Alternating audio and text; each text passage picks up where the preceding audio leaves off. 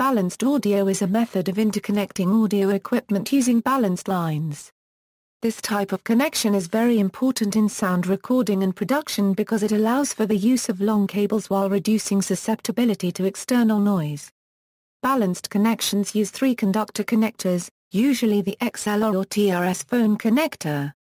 XLR connectors, for instance, are usually used with microphones because of their durable construction, while TRS jack plugs are usually used for mixer inputs and outputs because of their smaller profile. Applications: many microphones operate at low voltage levels and some with high outputs impedance, which makes long microphone cables especially susceptible to electromagnetic interference.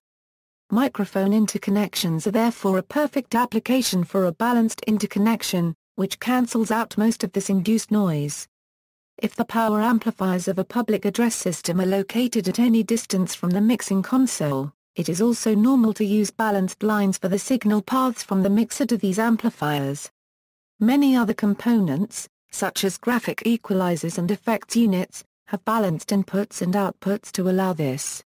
In recording and for short cable runs in general, a compromise is necessary between the noise reduction given by balanced lines and the cost introduced by the extra circuitry they require. Interference reduction: balanced audio connections use a number of techniques to reduce noise. A typical balanced cable contains two identical wires, which are twisted together and then wrapped with a third conductor that acts as a shield. The two wires form a circuit carrying the audio signal. One wire is in phase with respect to the source signal, the other wire is reversed in polarity. The in-phase wire is called non-inverting, positive or hot, while the out-of-phase wire is called inverting, phase inverted, antiphase, negative or cold. The hot and cold connections are often shown as in plus and INA on circuit diagrams. The term balanced comes from the method of connecting each wire to identical impedances at source and load. This means that much of the electromagnetic interference will induce an equal noise voltage in each wire. Since the amplifier at the far end measures the difference in voltage between the two signal lines, noise that is identical on both wires is rejected. The noise received in the second, inverted line is applied against the first, upright signal, and cancels it out when the two signals are subtracted. This differential signal recombination can be implemented with a differential amplifier.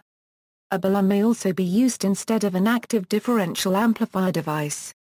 The wires are also twisted together, to reduce interference from electromagnetic conduction.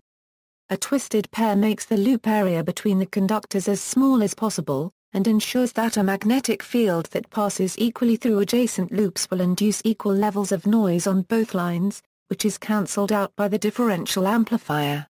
If the noise source is extremely close to the cable, then it is possible it will be induced on one of the lines more than the other, and it won't be cancelled as well, but cancelling will still occur to the extent of the amount of noise that is equal on both lines.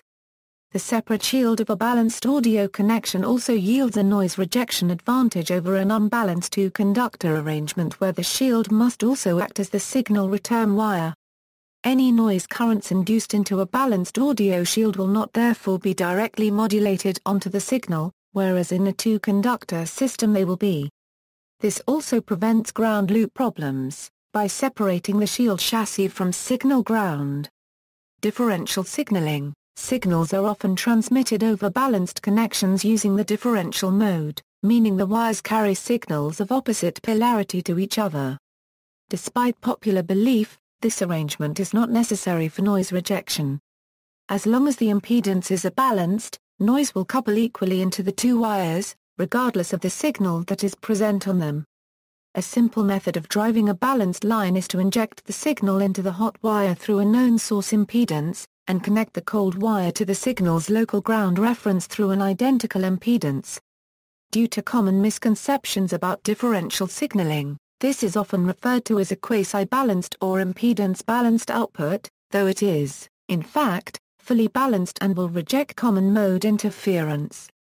However, there are some minor benefits to driving the line with a fully differential output. The electromagnetic field around a differential line is ideally zero, which reduces crosstalk into adjacent cables, useful for telephone pairs.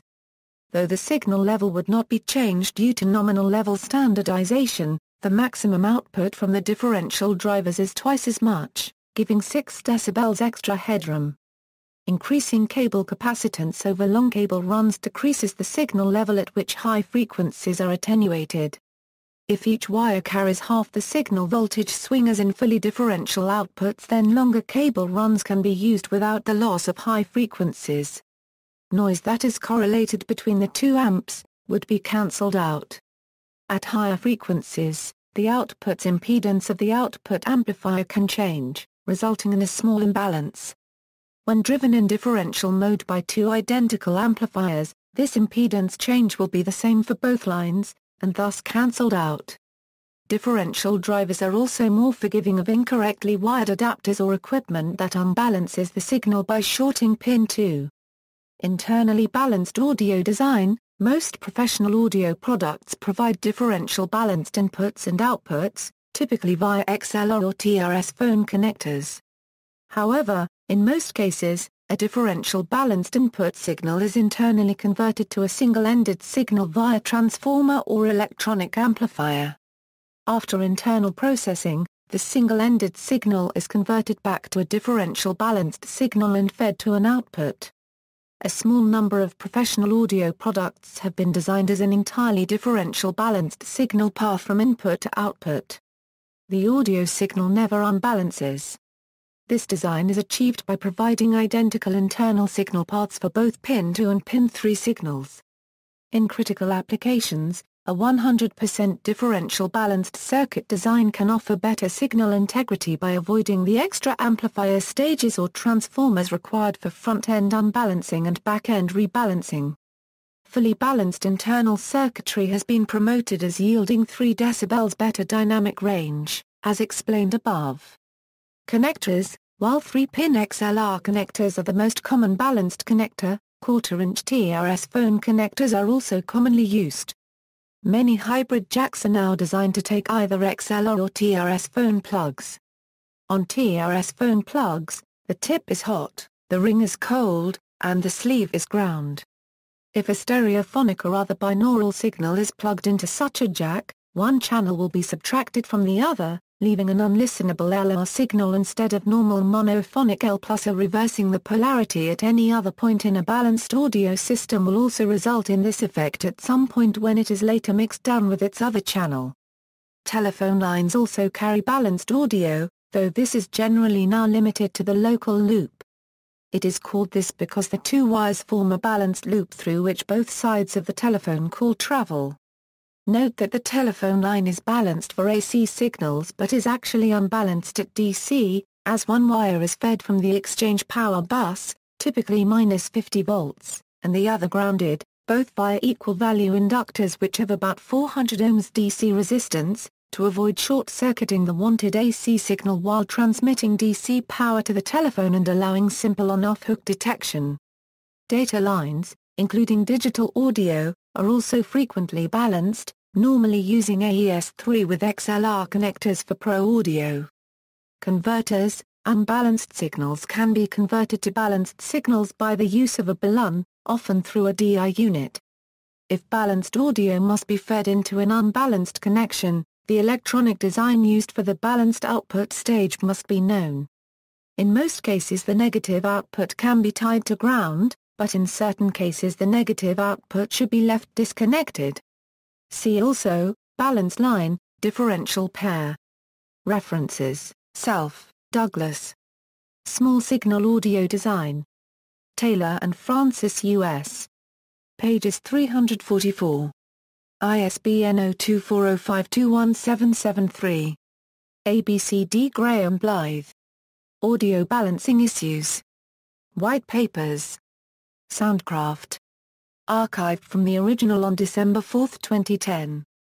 Retrieved December 30, 2010.